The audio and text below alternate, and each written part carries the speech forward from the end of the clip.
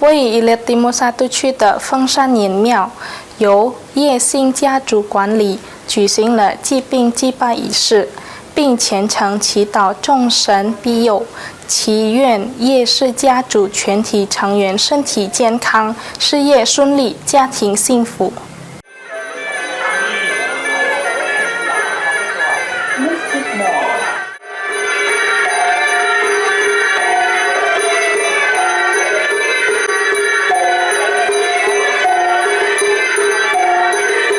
在居港伊列蒂莫萨都区的凤山年庙，来自叶氏家族的三教信众庄严举行了年度祭病仪式。本次祈福法会气氛庄重，信众们虔诚地为诸位生民所敬祷告。这项仪式已成为叶氏族人每年固定的宗教传统活动。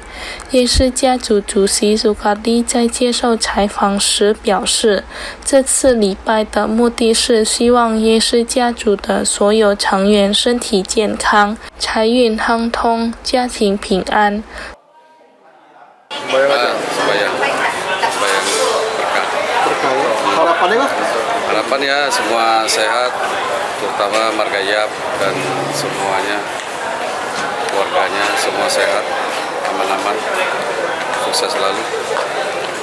除了礼拜与祭祖仪式外，叶氏家族还举行了丰盛的集体用餐，所有每位家友均由活动筹委会精心准备。